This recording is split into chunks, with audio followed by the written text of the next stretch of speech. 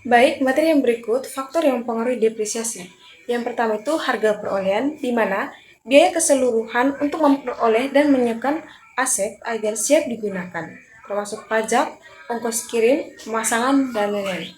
Yang berikut nilai residu atau residual value, di mana nilai taksiran aset pada akhir umur pemakaiannya. Yang ketiga, umur ekonomis atau useful life, yang dimana perkiraan lama waktu aset dapat memberikan manfaat ekonomi. Dan yang keempat itu metode depresiasi, cara yang digunakan untuk menghitung dan mengalokasikan beban depresiasi setiap periode. Baik, materi yang berikut faktor yang mempengaruhi depresiasi.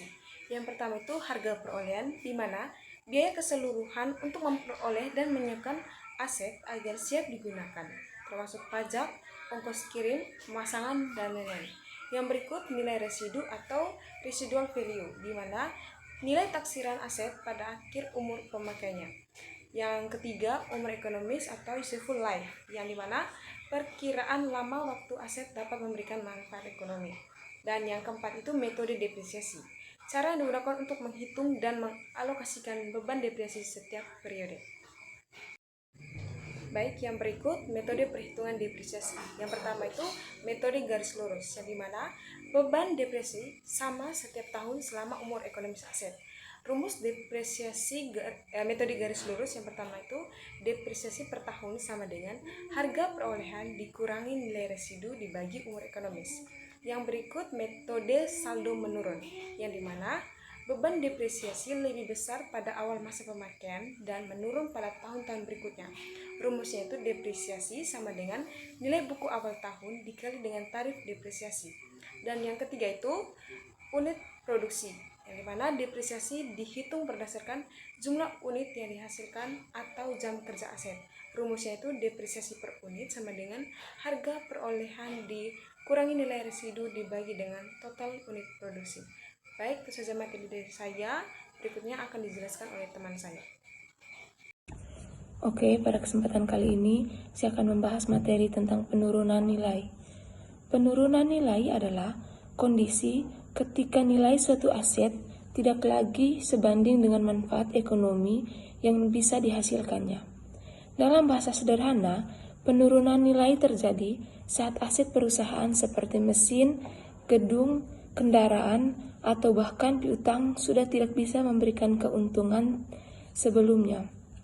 Dengan kata lain, nilai tercatat, aset dilaporkan keuangan lebih besar dari nilai sesungguhnya yang dapat diperoleh dari aset tersebut.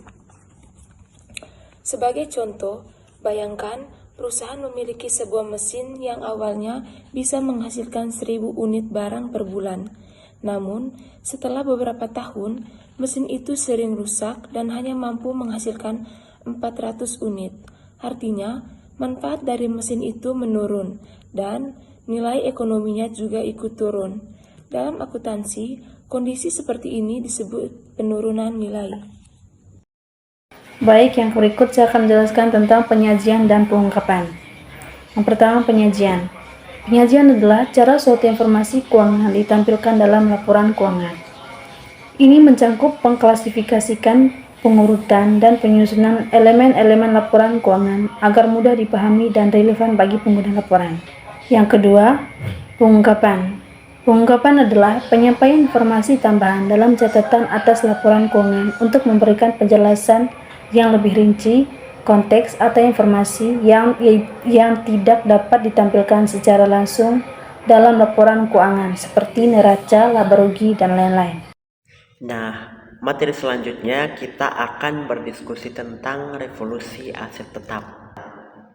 Yang pertama, secara pengertian, revolusi aset tetap adalah transformasi besar dalam manajemen dan pemanfaatan aset tetap yang biasanya didorong oleh kemajuan teknologi, digitalisasi, atau perubahan kebijakan strategis dalam organisasi atau negara. Lalu apa sih faktor pemicu revolusi aset tetap itu sendiri? Nah, beberapa pemicunya yaitu yang pertama dipengaruhi oleh digitalisasi dan optimalisasi manajemen aset. Lalu yang kedua yaitu implementasi teknologi IoT atau kepanjangannya yaitu Internet of Things. Yang ketiga yaitu kebijakan akuntansi modern seperti IFRS, dan selanjutnya yaitu pengendalian aset berbasis sistem ERP, lalu pendekatan keberlanjutan dan efisiensi energi. Selanjutnya yaitu perbandingan cara lama versus revolusi modern dalam aset tetap.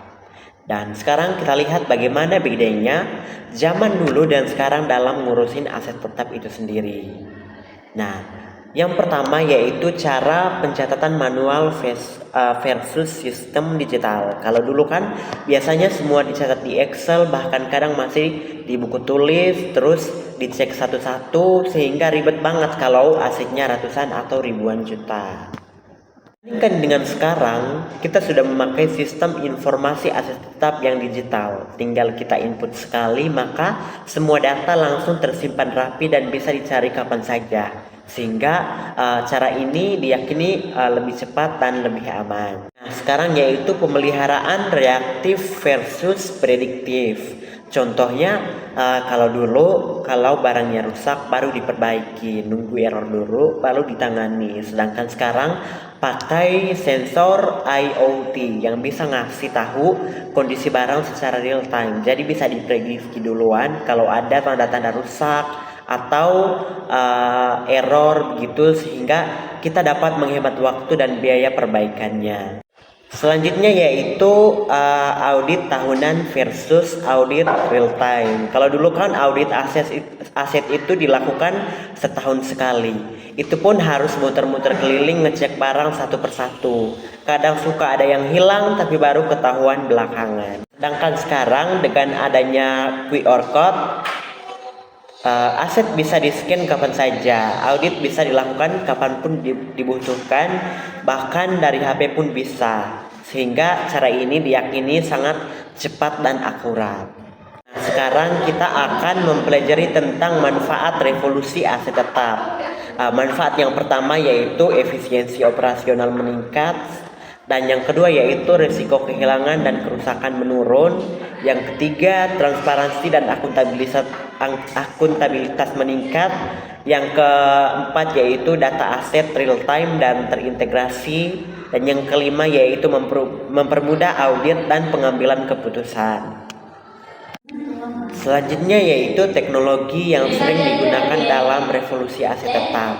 Yang pertama yaitu barcode untuk pelacakan inventaris. Yang kedua yaitu Geographic Information System untuk aset berbasis lokasi. Yang ketiga yaitu Internet of Things untuk memonitoring kondisi aset. Yang ketiga yaitu AI untuk prediksi umur aset dan penggantian. Yang kelima yaitu blockchain. Gunanya yaitu untuk transparansi dan kendala pencatatan aset. Nah, selanjutnya yaitu tantangan yang sering ditemukan dalam proses revolusi aset tetap. Tantangan yang pertama yaitu biaya awal investasi teknologi. Yang kedua perubahan budaya organisasi. Yang ketiga yaitu kebutuhan pelatihan SDM. Yang keempat yaitu integrasi dengan sistem lama. Dan yang kelima yaitu keamanan data aset. Nah, secara keseluruhan dapat disimpulkan bahwa revolusi aset tetap bukan hanya transformasi teknologi, tapi juga perubahan paradigma dalam manajemen aset. Dengan pengelolaan yang modern dan efisien, terus aset tetap bisa menjadi kekuatan strategis dalam mendukung keberlanjutan dan daya saing organisasi atau perusahaan itu sendiri. Demikian presentasi tentang revolusi aset tetap. Sekian dan terima kasih.